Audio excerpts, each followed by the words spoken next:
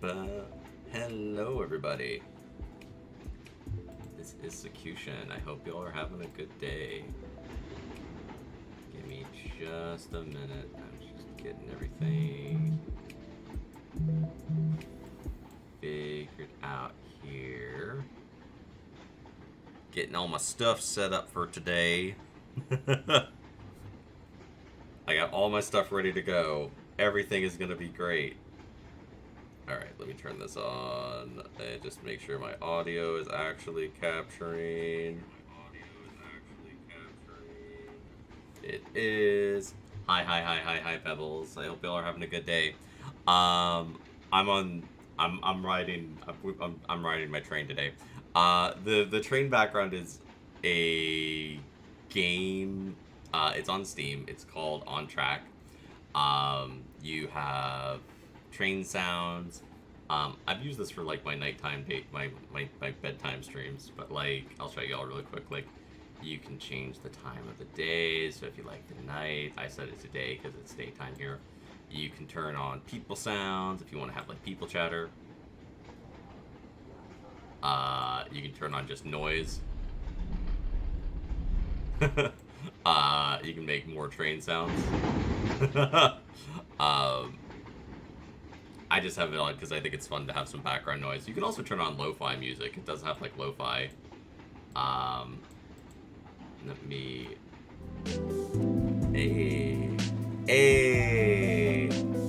Yeah. So it's really cool. It's on Steam. It's free. If you want to, you can also tip them. I really like it. I use this for the bedtime stories. I'm using it today because this is the first ever solo Stings, Wings, and Other Things. If this is your first time joining, then welcome in. This is something I do once a month. I basically jump in and talk about a magical creature. Usually I have a guest. The last two I've had guests. This is my first time doing one solo. I'm excited to be here with y'all and to be doing it. Ooh, I got a message. Who messaged me? Alright. Oh, I got a message from Prezom. Okay. There we go. Alright. And my lives are out so people know I'm streaming. And Blue Sky takes a million years. There we go. Great. Fantastic. So, the last couple of Stings, Wings, and Other Things, I had two of my friends, two of the members of Teen Tower, come on. Hi, Atomic. Fantastic.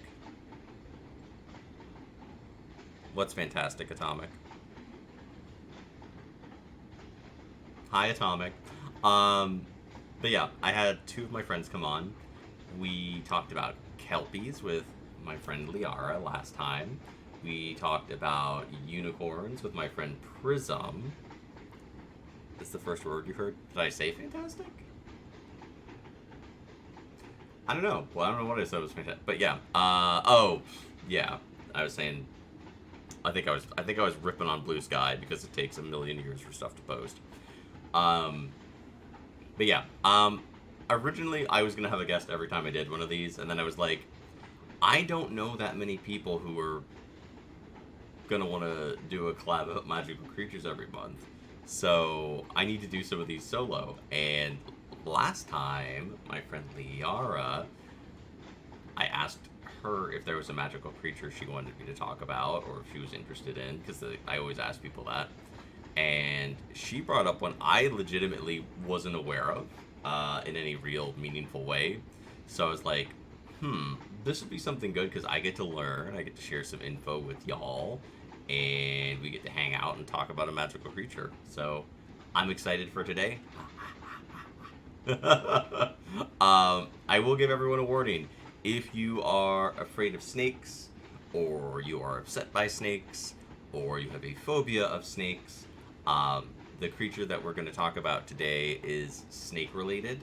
So I have two other amazing VODs about magical creatures that don't have snakes in them, if you would rather watch those. Or I have tons of other VODs of me doing things that have no snakes. Or there's a bunch of amazing content creators. Go and enjoy one of them. I just don't want anyone to be like, oh my god, what is this? And I am also, I gotta pin this really quick here. Give me just a sec. I'm my own mod. It is life. is his life. Alright, we're gonna paste that. And I have to pin this. Alright. Okay, so the link I just posted in chat will be explained in a minute. I bought an affirmation deck from Akifei's store, and it arrived yesterday. I'm really excited by it. Akifei is a VTuber. She runs a witchy store. She does all sorts of content creation. Faye is a really talented, funny, wonderful streamer. Ah! Get out of here. Why was that captioned twice? And my shout out command doesn't work. So that's fine. We'll just pin this and I'll unpin that later. Okay, so I got this affirmation deck. I'm excited by it. It's really pretty. I'm going to read off one of the cards. These are affirmations, so this is not a tarot deck. It's like positive affirmations. So I'm just going to like shuffle it up and read one. It's really pretty. It's kind of like holographic-y.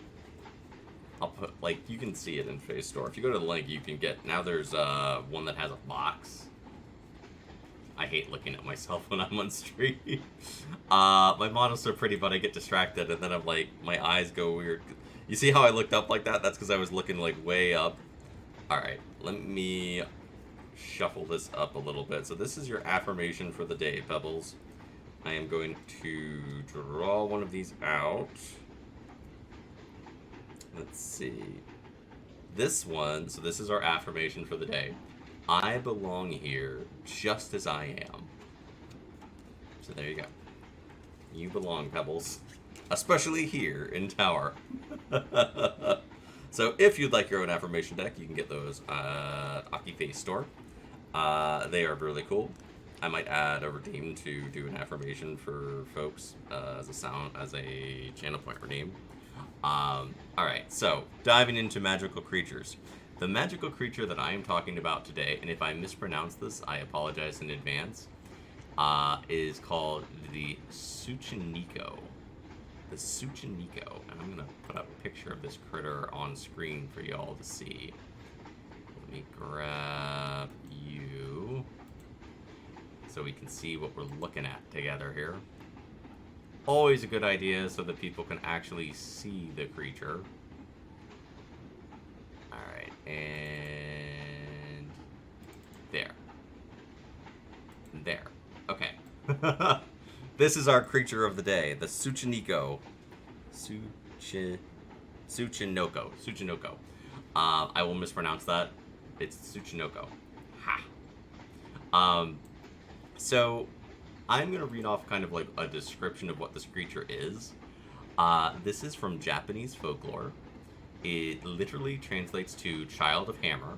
It's a snake. It's a snake-like magical creature.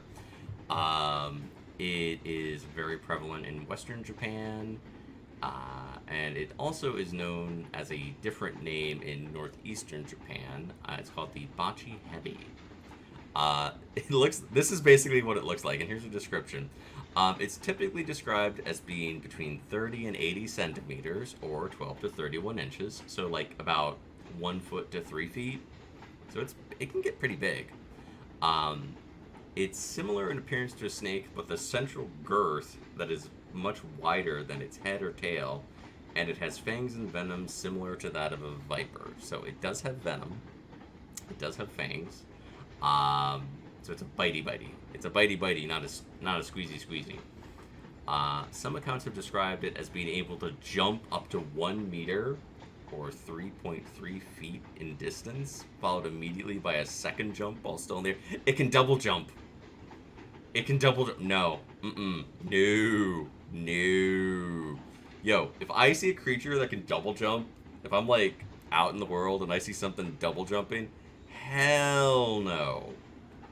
I'm gonna run. I'm gonna cry hysterically. Like, imagine you're like in the garden and you just see this thing double jump and it's venomous. Alright, so what else do I have here? According to legend, the Tsuchinoko have the ability to speak and a propensity for lying, so they can talk, and they are apparently big fat liars. They are said to have a taste for alcohol too.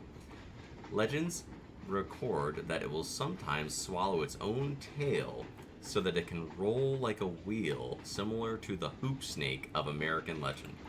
And for the record, the hoop snake is a different magical creature. They are more related to like the United States, Canada, and Australia. If you read any of the stories of like Pecos Bill, they're in there. They are all over kind of like Minnesota and North Carolina and Prince Edward Island, British Columbia. It's literally a snake that grabs its own tail and rolls after things. So this thing does that too, and is probably the progenitor of that other legend, because like, you know, this one's Japanese and is probably older than the legends here in America. But it's cool that we have both versions, you know, like maybe one immigrated. A Tsuchinoko immigrated to America and became a hoop snake, and now it's got like a little American accent, you know. There are some listings of sightings of this creature. So in the 1980s, a wave of purported sightings was reported across Japan, primarily in the village of the Shimokitamiya in the Nara prefecture. In 1988, a member of the village council launched an expedition to find the creature, which offered 1 million yen, or $7,800 at that time, for its live capture, and 300,000 yen for a sample of its skin. The expedition was joined by around 200 people from across the country and lasted until the beginning of the Japanese asset price bubble collapse in 1990 without finding any evidence. To commemorate the event, they did establish a park in 2023. And then there's another like really well-known sighting in a mountain close to Lake Tawada. They apparently sighted a 30-centimeter creature with a shape similar to the Tsuchinoko. And then in April 2007, they apparently found a dead one in Okura. All of these sightings, you know, take with whatever, you know, I don't know if this creature is just very well hidden. A bunch of people looked for it and didn't find it, so do with that what you will. This is a neat critter. It is a cool little magical creature. I didn't know much about it, and I was looking through all my books of magical creatures and things, and I was like, oh man, I don't know that much about this. I don't know that much about the Japanese magical creatures, so I had to do some research on this to find more. Let me grab some other examples here for you all. Give me just a second. Okay, so it does appear in a lot of animes and other things too. Let me grab this one. If it will cooperate. There we go. Okay. So it is a Yu-Gi-Oh card. As with many things, it has been made into a Yu-Gi-Oh card. This one's scary looking. This one's grumpy. He's a grumpy critter. He's got like spikes in this version, so I'm like, holy god, like why is this one so angry? Why is this one so angry and mad? I don't think they normally have spikes. I think they're normally like just kind of, you know, they just kind of vibe. Like I didn't find any other versions of this that have spikes, so I think they just Yu-Gi-Oh'd this one up a little bit and kind of made it scarier or more aggressive, so they could be like, okay, this is cool. Let me read off the text on the card here. Give me one sec. All right. When this card's special summon, change all other special summon monsters on the field to face down defense position. You can only use the effect of Terran's Tooth Tsuchinoko once per turn. So this one's scary. This This one's like way more aggressive than the other one. I want to grab this other image because they made it into 2 Yu-Gi-Oh cards. Let me grab this boy. So this is Danger Tsuchinoko. This is the art. This is not the full. This is the art. Without the card text, but this is a Yu-Gi-Oh card. This is one of the Danger Yu-Gi-Oh cards. I like this one. It's pink. It's a little vibe, buddy. There's like another one in the background, like hiding under the rocks. That's where the image comes from. Yes, I'm teaching you where the image comes from. It comes from this. It's a Yu-Gi-Oh card. And then they've got like the skin, and they're putting it in a net. Let me make the image a little bigger just in case you can't see it. There you go. Hello, Atomic. But yeah, see? There's the skin. They got like one of the little skins and they're putting it in a net. Which I guess this is like kind of related to the story about how like they were all looking for one. This dude's like walking around looking. I like them. They're cute. They're pink. They're cute. This might be my favorite art that I have found for this creature. They're very, very... Like, this one looks like completely like... He's just a little chubby buddy, you know? He's just a little thick snake boy. He's not bothering anybody. This other one's just like vibing under the rock. Now, apparently they talk, and they're venomous, and they lie a lot. Which I could see this thing being kind of a liar. I could definitely see it lying to people. You know, being like, I didn't eat your hamburger. Nope, wasn't me. I don't know anything about it. I don't know nothing about no hamburger. But like, I like how it's just like kind of, they made him like a little chunky buddy. Little chunky, thick snake boy. It's very, very cute.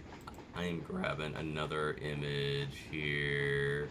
This is from Mob Psycho. Mob Psycho 100. This one's dead. Or unconscious, I think. But again, you see like it's got the head, big thick snake body, little teeny tail. Your favorite anime is Mob Psycho 100? Well, here's the suit. Here is the Tsuchinoko as it appears in your favorite anime. It goes by on the train. Bye. But again, like, I like how they don't really show... It doesn't look scary. Like, it doesn't look like a scary critter. Like, the only art that I've seen of it that made it look scary so far was the that one Yu-Gi-Oh card where they gave him spikes. In this, you know, it's like, oh, it's just like a little snake. It's just a little fat snake. It likes pancakes. That's it, you know? It's not bothering anyone. And then everyone's like, we have to catch it and get its skin. I'm like, for what? And then it's like, oh, they're going to use it to, like, you know, unleash upon the world. I don't know. I think it's cute. I don't think it looks... I mean, apparently it drinks booze and lies. But I think it's cute. I think it's a little cutie cute. Let me grab... So this is not Tsuchinoko. This is a Pokemon called Dunsparce. But Dunsparce is apparently based on... The design for Dunsparce was apparently inspired by the Tsuchinoko. Tsuchinoko. Yes. It was apparently inspired by that. Which you can kind of see. It's got like... This... It's got like a big, thick body. Little teeny tail. This one has a big head and wings. Dunsparce. Completely different colors. Dunsparce to me definitely looks like, you can see like, yeah, I could see how that would inspire it. It is again, this one at least has fangs, so it's like it can bite. It can bite you. It's gonna get you. It's gonna get you. And I have one other art that I found for this. So this is from Metal Gear Solid. I don't know anything about Metal Gear Solid. Please don't test my lore of Metal Gear Solid. Because I don't know anything about it. Except that it has this. The Tsuchinoko. Which was, again, apparently inspired by the myth, the legend. This one's grumpy. This one's very, very grumpy looking. I'm not into this. This iteration is not, it's not where it's at. It's like, okay, again, it's got like, it's kind of like a little dachshund, you know? Grumpy head, big thick body, teeny little tail. Maybe they're related to dachshunds. I don't know. Probably not. It's like a little hot dog, man. This one's grumpy, though. It's got like little angry eyes. Little angry, grumpy eyes. I'm gonna get rid of you. We're gonna bring back this version. Okay, so this is kind of the classic take. I did find a bunch of other lore about these creatures, so I wanted to read off some of this. Let's see here. So we covered that. Apparently they eat insects, frogs, mice, and other snakes. Which, that tracks. Snakes eat other snakes all the time.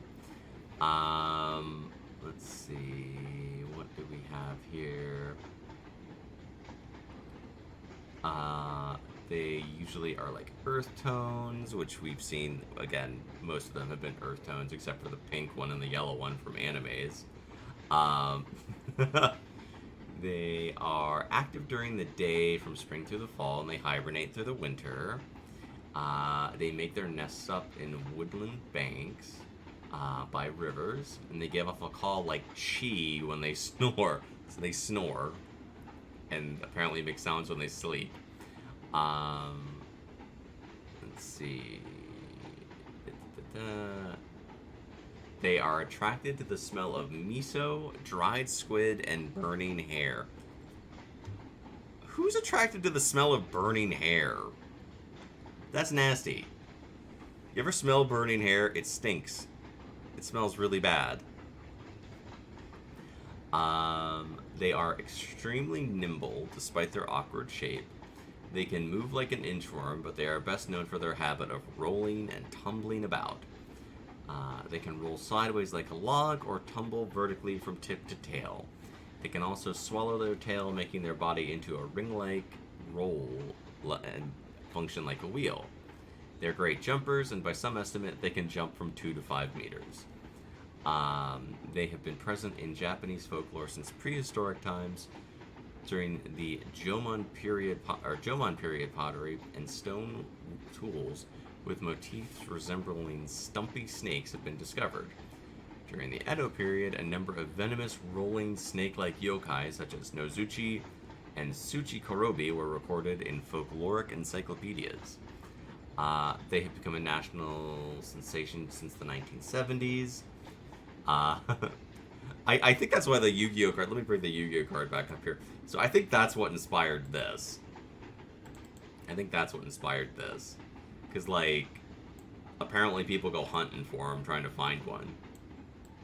For rewards. People be like, if you can find this creature, you can get fat money. If you can bring us a sample of its skin, you can be rich. And I'm like, this is just a little pink man. He's not bothering anybody. Leave him alone. There were eyewitness accounts, blurry photographs, and talk show specials. Oh, that's pretty cool. I'd have that little dude on a talk show. It's remained extremely popular among cryptozoologists, with monetary rewards occasionally offered to anyone able to produce a photograph or a physical specimen. They're known by many regional names such as Bachi Hebi, Tsuchinoko, Inoko Hebi, Koro Hebi, and so on. They are sometimes considered to be identical to the yokai Nozuchi or Tsuchikorobe, although others say they are separate creatures. I don't want to say anything's the same creature unless, like, the creature tells me that. But yeah, because, like, you know, you get different regional animals and things. So yeah, I think this is definitely its own thing. Look how cute he is. He's just a little fat pink snake man. He's not bothering anybody. I have my book too. So I have this book. It's called The Elemental Encyclopedia of Magical Creatures.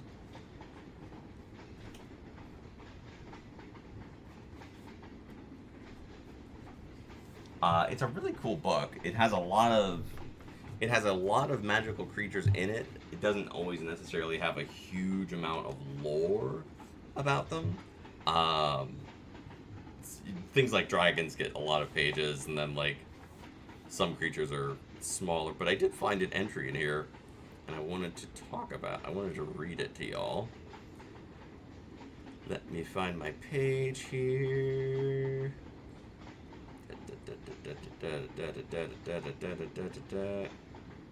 Okay, here it is. I found it. I did it. Okay, so let me read this out to you all here.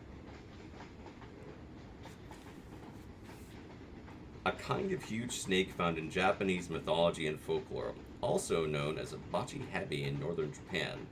The creature is usually described as much larger than an ordinary snake, able to jump distances of 3 feet, and apparently possessing a liking for alcohol.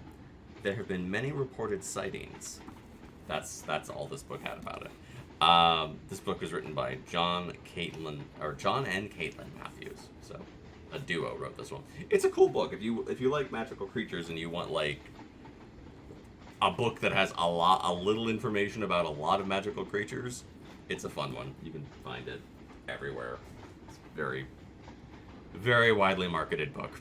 Let me put my creature back on screen here. So I dig this. I think this is a neat creature. Again, just to kind of recap the characteristics, it's a fat snake. It can jump. It likes booze.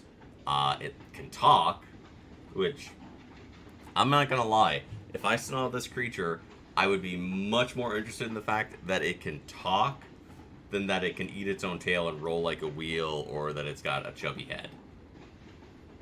That's just me. If I see a snake that can talk, I'm like, I think we need to focus on the attribute that it can talk over the attribute that it's kind of chunky. I found some videos for you all to check out here. Give me a sec. I am gonna share some of this with you. I have to close some things down really quick here to make room. Alright, and copy this, paste that there. Okay, so we talked about some of the things that this creature has appeared in. And where is my video?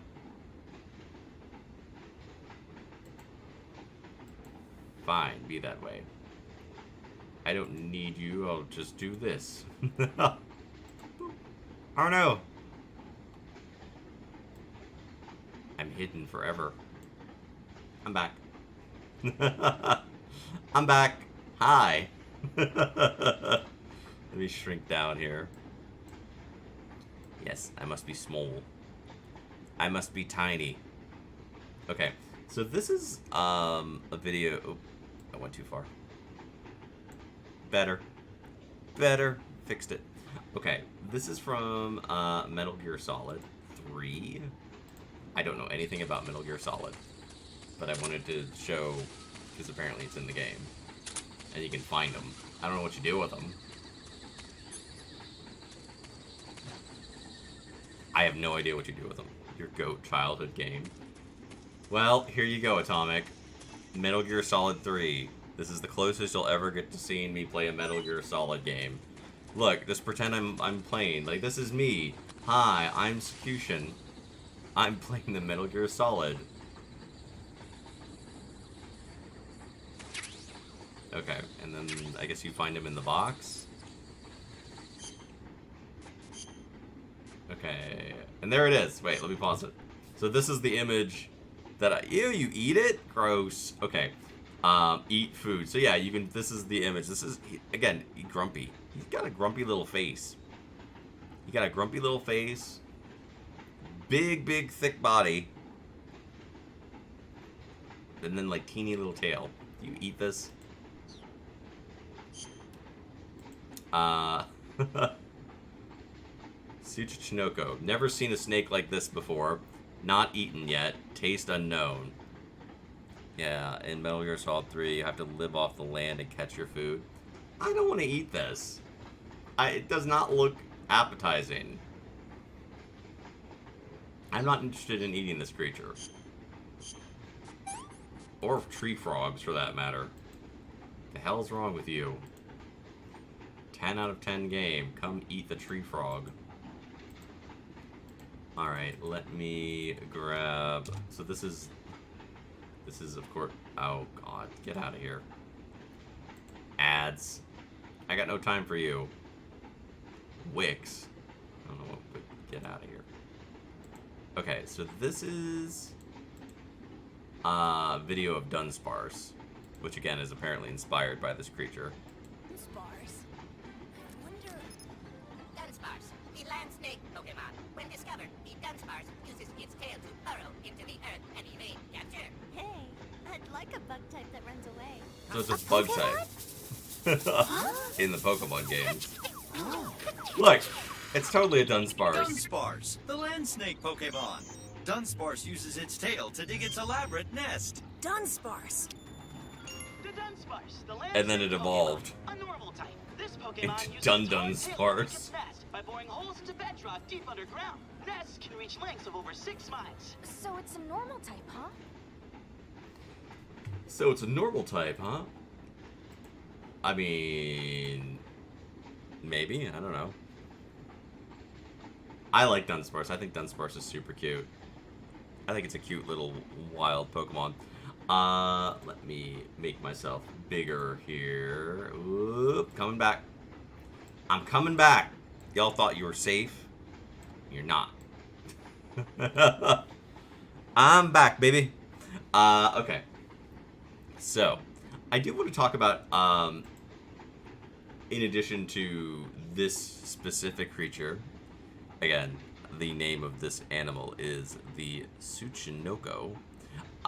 I found a couple of really interesting things about it while I was looking up the lore and things. So, snakes and serpents are extraordinarily prevalent in cryptozoology and magical creatures. There's like I could literally probably do like 50 of these just about this is this magical snake and this is that magical snake. I wanted to focus on two other ones that are directly related to this in addition to the hoop snake. So the reason I'm bringing these up is because like it's really interesting how this creature, of all the things it can do, like it can talk, it can double jump, it's venomous, it likes to drink wine, it apparently lies a lot, where I'm like, yo, I don't know why that, like every source is basically like, it likes to lie, and I'm like, this thing lied about something to somebody, and they did not ever forget that specific offense, because they're like, make sure you mention that it's a liar. Like, he said he was gonna jump on, we were supposed to play Star Wars Battlefront, and he never showed up. Jerk. But like, the image of this creature like grabbing its own tail to roll. We talked a little bit about the hoop snake, which is an American story. I'm gonna say it was probably inspired by this creature, but there are, Canada, Pecos Bill, America, various regions have versions of the hoop snake, which also does that. But there are two other, like, really, really well-known magical serpents. One is Jormungand. So Jormungand is the world serpent. I'm not going to do a lot on Jormungand, so don't worry. Because Jormungand is a really, really prevalent magical creature. But I did want to talk about it a little bit, just because, like, it's the serpent that eats its own tail. So let me grab this here. Okay. So Jormungand is basically it's like associated. It's one of Loki. It's tied into like the Ragnarok legend with some of the other creatures, like you have like Fenrir, and of course Loki, who is a dick in mythology. But it's a serpent that eats its own tail. It's the world serpent. If you played God of War, either of the God of War games that came out in the last few years, they appear in both of those. They had a really cool version of them. I'll grab the video. Let me grab this really quick here.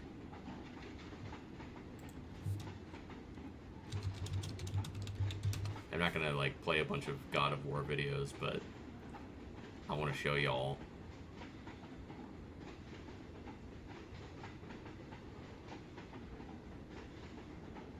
Here we go. This one will work. This'll work. I'm too big again. See? Constantly having to change my size. Okay, so check this out. Okay, so this is Jormungand, who is just a huge world-encompassing serpent. Jormungand is highly venomous, can talk, and does bite its own tail. I love this image because it is very clearly, like, it's interesting because, like, Norse mythology and Japanese folklore are coming up with, it's always interesting when you stumble upon similar ideas. And it's like, well, did these cultures, like, meet and, like, two guys were like, hey, did you ever hear of, the Tsuchinoko? And they're like, what's that? And it's like, it's this snake that jumps in the air, and it's venomous, and it lies. And they were like, holy shit. And then, like, they're like, well, let me tell you about Jormungand. Or, and I always think, like, because you have, like, certain creatures that spread everywhere, like vampires. Almost every culture has some version of a vampire myth. They're all very different in a lot of ways, but they're all have certain similarities. You have, me and Prism talked about this when she was on the first one. We talked about the unicorn, but we also talked about Kirins, which are Japanese unicorns. So it's interesting that you find commonalities in magical creatures from all over the world. And, it could be the thing of, like, no idea is entirely original because people tend to follow similar trains of thought. Or I like the idea that, people share and ideas and creatures evolve as time goes on. So this is Jormungand. This is one of them. And let me get rid of this. We don't need it anymore. Goodbye. Get out of here. I can be big again now. I can be large. Ha. I'm big. Okay. I'm not as big as Jormungand, but I'm bigger. I'm bigger than I was. Another one I wanted to talk about was Ouroboros. So, if anybody watched, like, Full Metal Alchemist, you probably remember the Ouroboros a little bit. At least a little. It's referenced a lot, and you see it a lot. So Ouroboros is a serpent dragon of Egyptian mythology. So, again, we're covering a lot of wide area. We have Japan, we have Egypt, we have Norse, which is a huge group of cultures that span the world. I mean, Norse folks went everywhere. So the Ouroboros represents eternity and is depicted as devouring its own tail. At the same time, it constantly renews itself, a process which will bring about the end of time if it is ever interrupted. Well, that's a downer.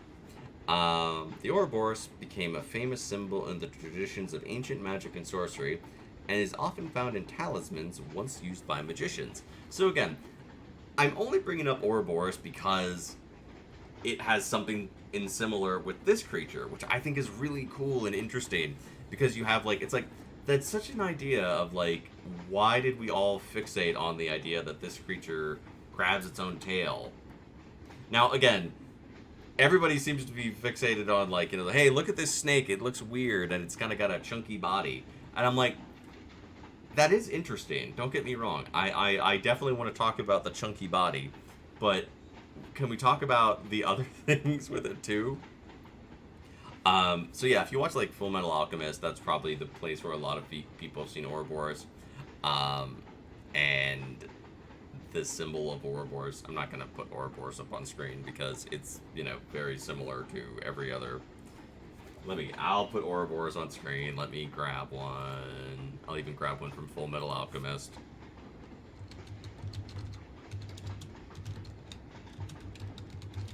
Let me grab this here. Because this is probably... Yeah, this is a good one. I'll grab this image. Give me a sec. Add an image. Put it on screen. I'll bring you back in a minute, Tsuchinoko. I promise. I won't forget you. Okay. So this is an example of the Ouroboros that we see a lot in Full Metal Alchemist. All of the homunculus have this tattooed somewhere on them.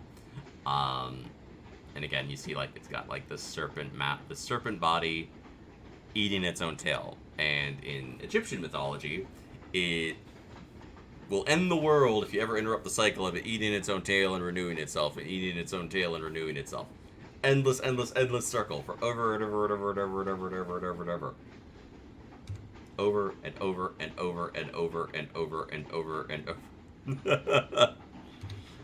I think that's neat. I think it's a cool commonality. I did have an entry on the hoop snakes a little bit, just because, again, they are similar to this creature. They are similar, but not the same. So let me see here. So I kind of went over the hoop snake info a little bit before, but it's very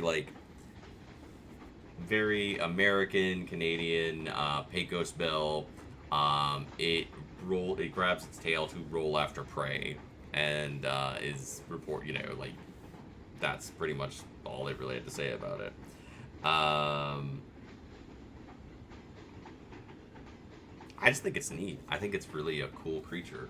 I do kind of want to touch on another thing with this, and this is something that more and more as time goes on, I'm kind of liking the idea of doing this with stings, wings, and other things. I don't know if I'm going to keep it up, but I'm going to do my best. So, obviously, there are non-magical snakes in the world. There are, people have snakes. Snakes are one of the most successful species in nature. They have survived in pretty much every continent, except Antarctica. You have snakes all over the world, everywhere. They have adapted to live in almost any environment. You have snakes that have completely different habits and ways of surviving. We have, people have pet snakes. People have, of course, there's wild snakes. But they're all very, very different, but they all kind of are linked to, when you think of a snake, when you think of a snake, you probably have a very specific type of snake that jumps to mind. And I think it's cool that if you say snake, almost anyone in the world is immediately going to get a picture in their mind of a very specific type of snake. Like, if you live in Australia, you're probably going to picture a different snake than someone who lives in Canada. I think of a rattlesnake. If you say snake, my mind immediately goes to rattlesnake. I don't know why. I've never seen a rattlesnake in real life. Except like in the zoos and stuff like that, maybe. But like I've never seen one.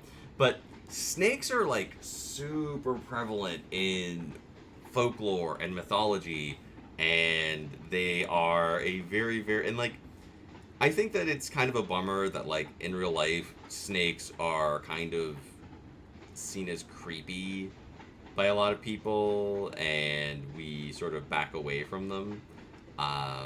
People will be like, oh, and they tend to get hurt because people are like, oh, it's a snake.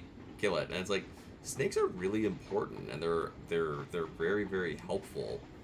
And generally they don't hurt people. They just kind of do what they do and want to be left alone.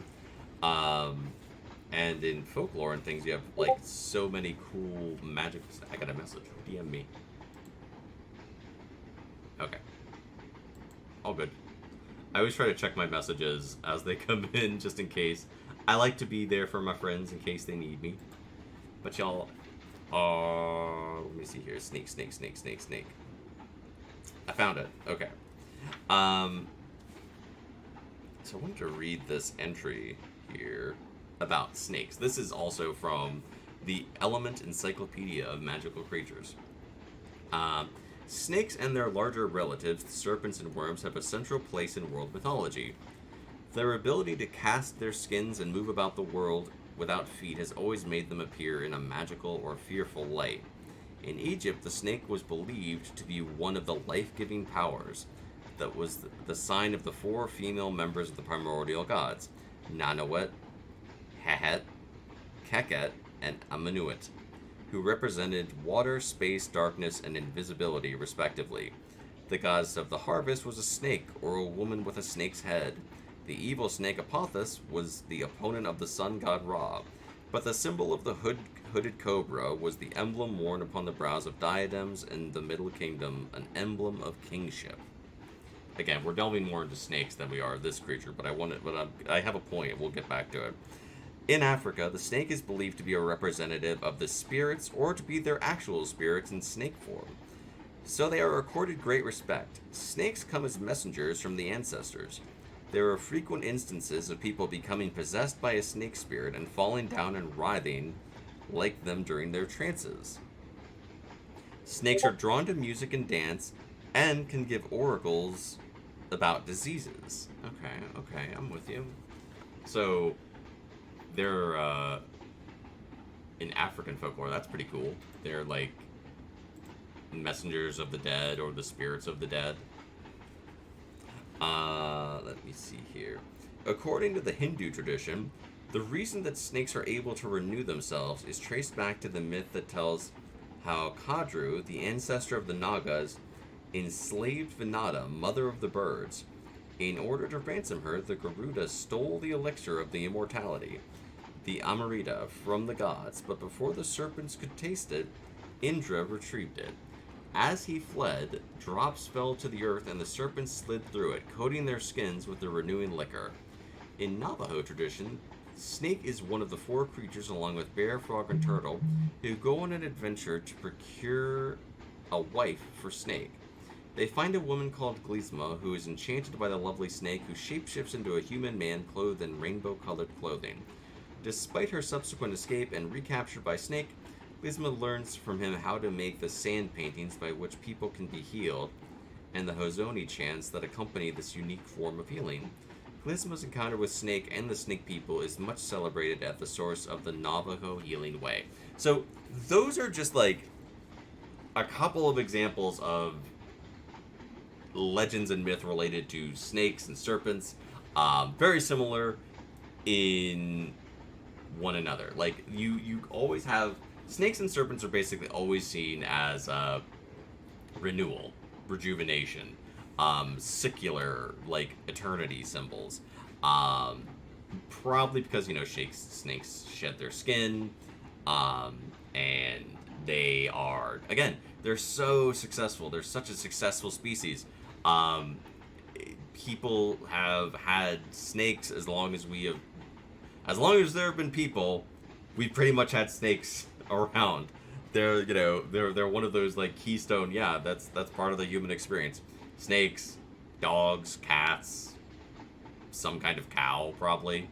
We are very, very, very enmeshed with them. Snakes have probably, been more widespread than a lot of other species. Just because they can adapt. They can, and again, that goes back to the whole thing of like renewal and rejuvenation. Cultures but then you have the duality thing with them too, where You have the good side is like rejuvenation and renewal and eternity and revival and all that good stuff. And then you have the stuff with like, you know, oh, they're bad. But I don't know. I think it's interesting. I think it's a really cool duality with this creature that we share the planet with.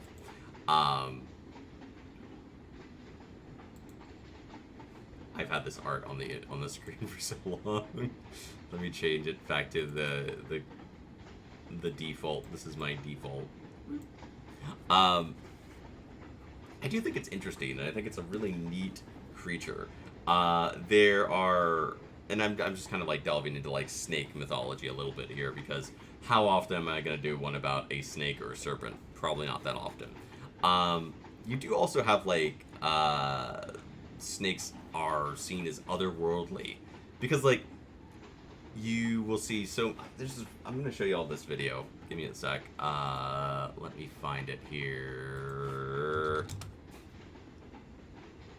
because we were talking about the Navajo. Alright, so let me grab this.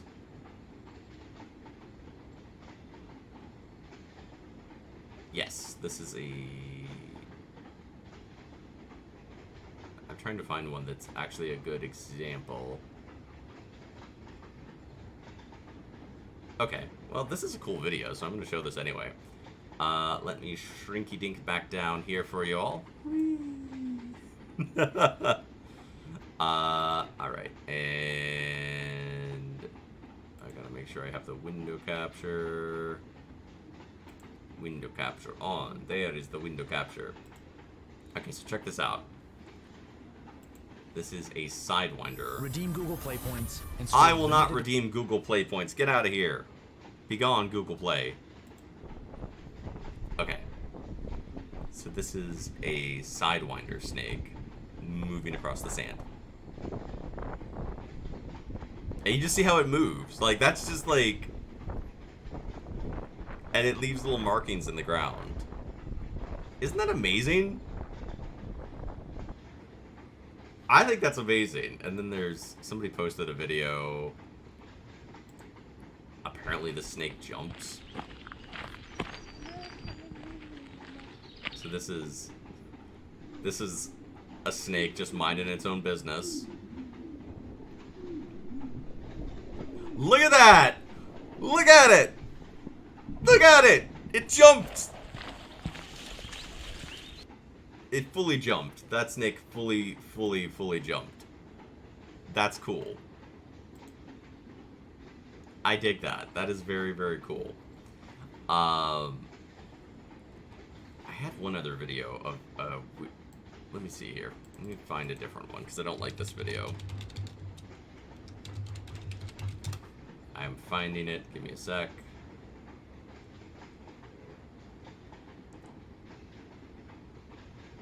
Okay, I think this one's okay. And that's BBC. I don't want to show that. Not anything against BBC. Oh, here's one.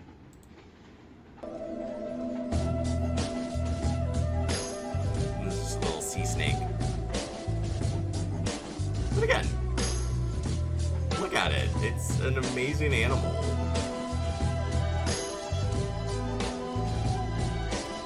And you could definitely see how people would look at that and think that it's otherworldly. Because, like, it's so different from us. It is, you know, it's evolved completely differently. You know, it's, you know, where humans are bipedal and don't have, you know, the same adaptations snakes do. But then again, snakes would look at us and be like, what the hell's wrong with you? With your legs. You can definitely, like, you know, be like, they're and a couple of, like, the sources that said, like, they're always viewed as being, like, otherworldly or supernatural. There's a lot of stories about snakes. Again, we could sit here. And, like, even in, like, things that step outside of mythology, like, you look at, like, the Jungle Book. Jungle Book has Ka. Which is, of course, the snake from the Jungle Book that can hypnotize people. Let me find a picture of Ka real quick here.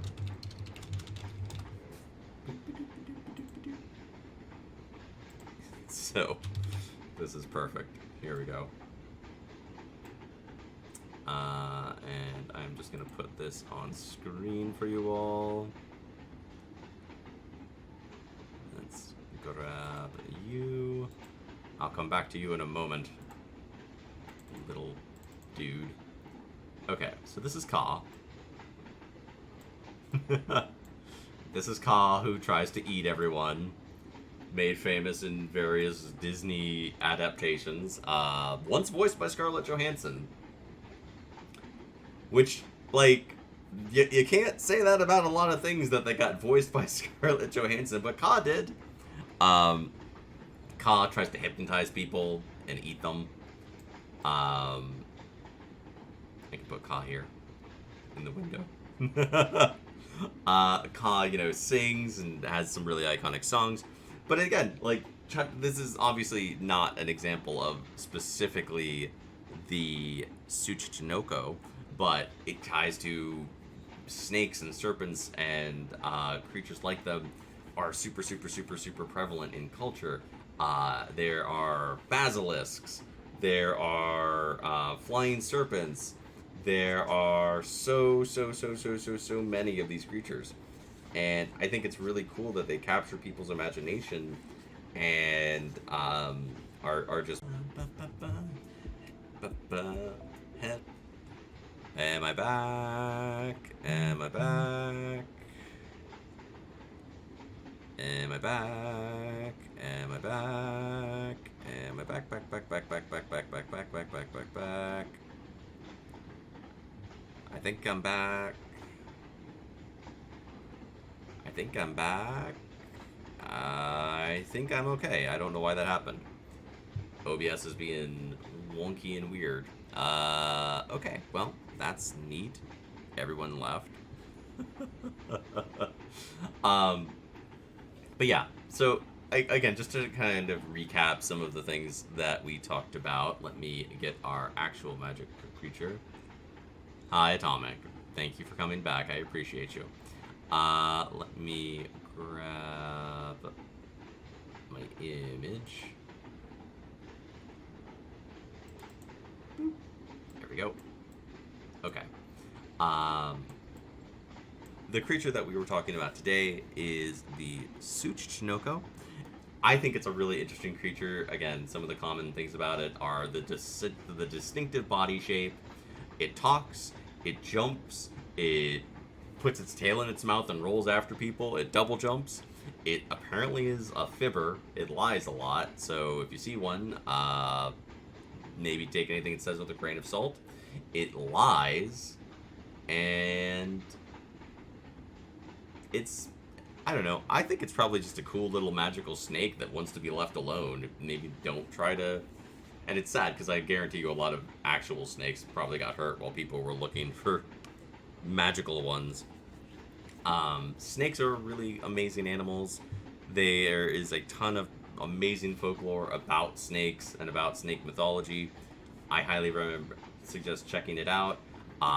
Whether you want something that's a little scarier, like a basilisk, or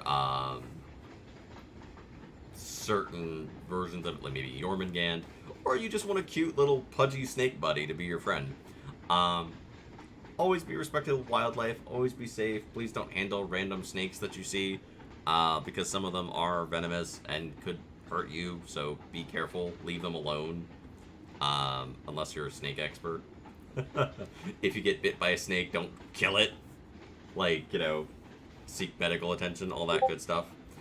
I really enjoy doing Stings, Wings, and other things with y'all. I think these are really fun streams. I appreciate y'all giving me the opportunity to hang out and do a little just chatting with you. I do these once a month. This VOD will go up probably in August. I will be doing another one of these in August. I don't know what I'm going to do yet. I might do something. You're all welcome to suggest magical creatures if there's something you're interested in and want to learn more about. This whole stream was suggested by my friend Liara, who is an amazingly talented streamer. and artist. And let me give Liara a quick shout out. There we go. And there's Liara's link if anyone doesn't already follow Liara. I appreciate y'all so much. I hope everyone has a great weekend. I try to stream twice a week, so I'll probably be back later this week. And I hang out in Discord a lot. I hang out in my friend Prism's Discord a lot. We were watching movies in there yesterday, so please go support Prism, support Liara, support all my friends. They are amazing people, just like snakes and just like the Tsuchinoko. I am definitely going to say this creature belongs in the magic book. We're going to have a magic book soon. My friend Flora is making it for us. So once that's done, we'll be putting some of these creatures in the magical book of stings, wings, and other things. Have a great day, everyone. Thank you so much. Remember to hydrate and stay safe and play more games next time. Bye-bye.